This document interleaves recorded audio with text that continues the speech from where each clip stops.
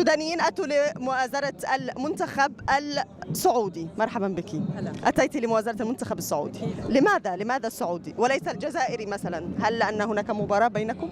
هو الجزائر من افريقيا تبع السودان، بس احنا منحازين للشعب السعودي ونحب الشعب السعودي، نتمنى لهم الفوز ان شاء الله. ان شاء الله يا رب. أرانا هناك علم سعودي،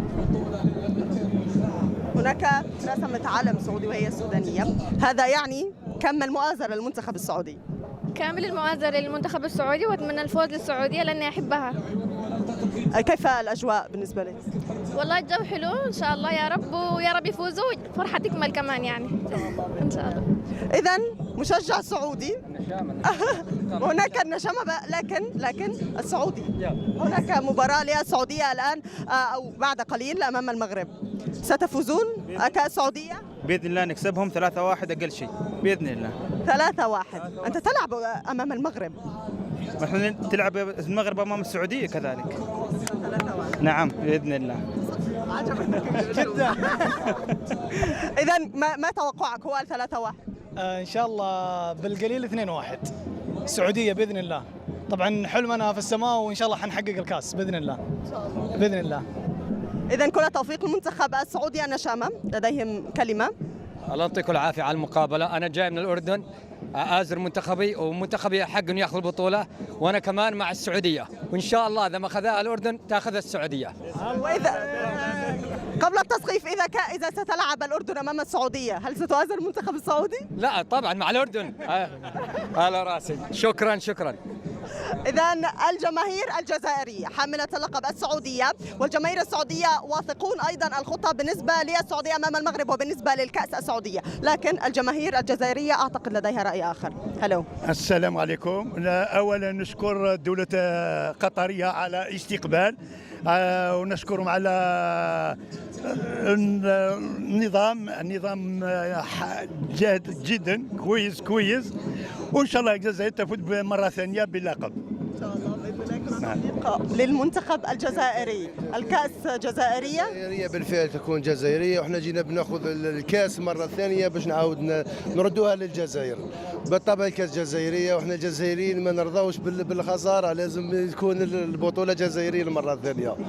نحبوا نكونوا دائما الأوائل إن شاء الله، وإن شاء الله تكون تسود فيها الروح الرياضية، وإحنا وكل أخوة وعرب، واللي يفوز بالكأس العربي هذاك هو اسمه إن شاء الله. شكرا. أعتقد أنني حفظت الهتاف تبعكم من كثر ما دائما الجماهير الجزائرية فيفا لاجيري، صحيح؟ فيفا لاجيري، وإحنا جزائريين إن شاء الله نديوها للجزائر إن شاء الله يا رب، وإن شاء الله تربح السعودية. احنا مناصرين إن شاء الله تربح السعودية، وإحنا جزائريين إن شاء الله نديوها، إحنا تربحوا بركس نحن نديوها بس. الكأس ولي الجزائر، حاب يقول للجزائر. إذا الجماهير الجزائرية تتمنى أن يكون هناك جزائر وسعودية في محطة ما. من أين أنت؟ أنا من المملكة الأردنية الهاشمية. الأردنيين صحيح. خلود الجماهير الأردنية مليئة هنا في سواء في كتارة أيضا في سوق واقف في الاستاد.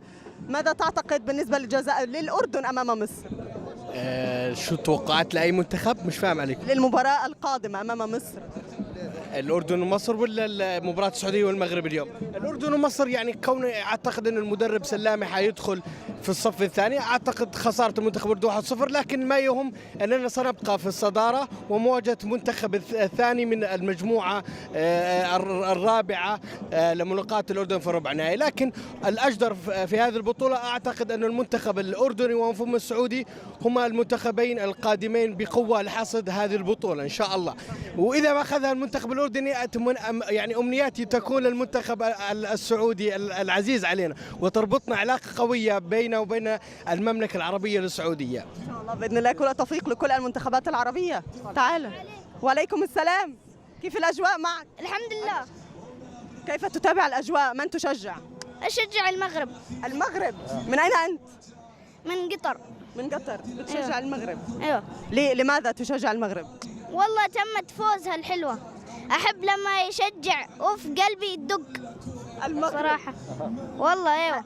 أعطيني كيف تشجع المغرب في الاستاد، إذا ذهبت إلى الاستاد، إذا كنت في الاستاد اليوم كيف ستشجع المغرب؟ والله كريزي، أنا هبل أسويها هبل. هبر ارمي عقالي ولا شيء. لدرجة رمي العجال؟ ايه. وفسخ التيشيرت مالي. لا ممكن نكتفي برمي العيال، مش ليس ضروري. كل التوفيق للمنتخب المغربي حتى يفرح هذا الصغير، وكل التوفيق للمنتخبات العربية فيما تبقى من هذه البطولة. عودة إليكم مرة أخرى. شكرا جزيلا لك نيرفانا. العبد كنت معنا من الحي الثقافي كتارا.